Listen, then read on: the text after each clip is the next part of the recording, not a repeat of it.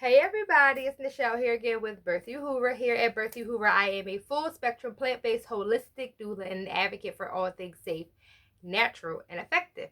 Here on this channel, we discuss all things birth, pregnancy, and womb health related. So if you guys like what you hear, you like the content, please be sure to subscribe. Today's topic is going to be just a quick overview about what a Lotus birth is. There's a little bit of confusion about Lotus birth. What's the difference between Lotus birth and delayed cord clamping? I did a previous video on delayed cord clamping, and I just want to talk about the difference between the two. So, first of all, a Lotus birth is a traditional practice. A lot of our ancestors did this. It's a very spiritual practice. But anyway, what it is basically leaving your baby attached to their cord and placenta the entire time until it falls off on its own. So you never get it clamped, cut, or burned, or whatever you choose. People choose to do. You would just let it stay until it naturally fell off on its own. Now, that does mean that you have to carry around the baby's placenta, with the baby because the cord is still attached. So, it is, I'm not going to lie, it's very tedious. I have done a Lotus birth with one of my children.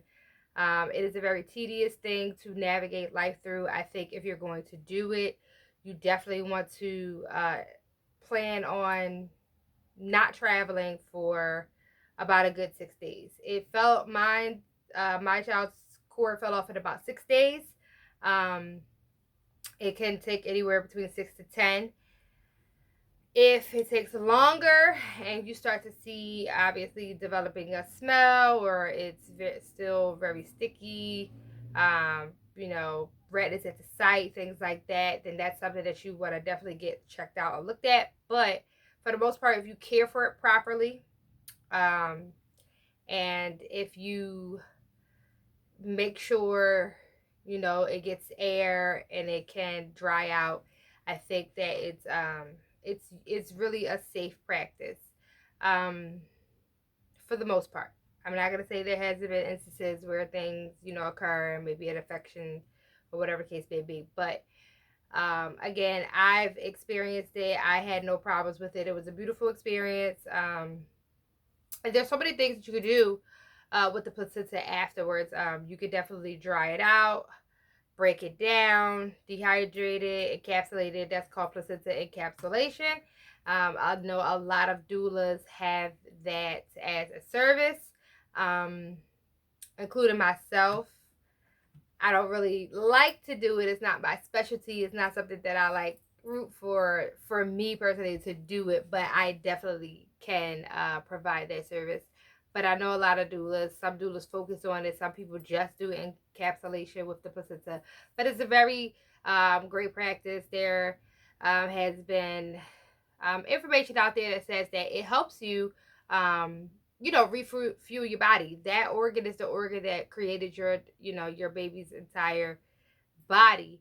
It gave all of the nutrients and minerals and stem cells and everything to your baby. So it makes sense, that it has those same nutrients in it for us. If you think about it, we're eating cow's meat and tongue and liver and neck and all of that other stuff. So it's the same kind of concept. It's just, getting the nutrients and the iron and the vitamins and things from the placenta that it was once given to your baby anyway.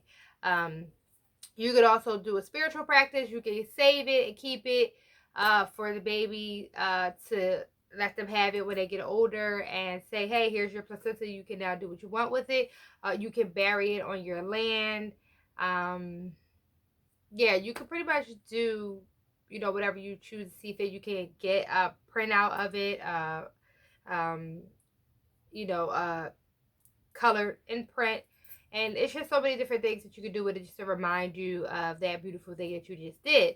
But like I said, I'm all for it. I think that it is something beautiful. I know that in our society we are not given the the support and the space and the time to do these things. Like, we're having children and we're like at appointment and we're going here, we're going there, and it's like it's a lot to navigate. A football sized placenta and a baby in a car seat and all of that other stuff is definitely tedious. You definitely have to salt it every day and clean it off and herb it up, and do all of those things to keep it nice, and safe and dry, so that your child doesn't develop any infection and that it doesn't cause any illness.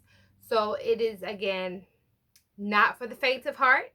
And if you don't have the time and you feel like you're not going to want to put all of that effort into it, I would say do the delayed cord clamping.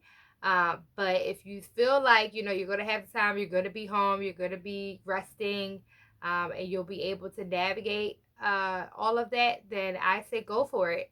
And that's pretty much the difference between the two things. If you delay cord clamping, you're just delaying it until the pulse stops, and then you're just clipping it and cutting it off and doing away with it. But if you're doing a Lotus birth, you're taking it with you. And you can still also take your placenta if you're doing delayed cord clamping. You have to sign it out. There's, a way. And it's different policies at different hospitals, so you have to just know the language and ask questions and ask for your options. But yeah, that's pretty much the difference between the Lotus birth and delayed cord clamping, and the practices of both and how to maintain it. I think I covered everything. Oh, and also, like, when you're washing your placenta off each day, I would encourage us to use distilled water, and not like sink water. Absolutely not. But even spring water, I would just stick to distilled water, because the law of distilled water says there's nothing in this water except for water. No minerals, no nothing, no anything. It's just literally distilled water. So that's pretty much it. Thank you guys for coming in and tuning in. I hope you received some useful information from this video. If I didn't talk about something specific that you needed to hear, or if you have a topic that you would like to hear me speak about that we haven't already spoke about, please be sure to email me at birthyhoover@gmail.com. Again, thank you guys. Please like and subscribe, share, and peace and pregnancy deaths.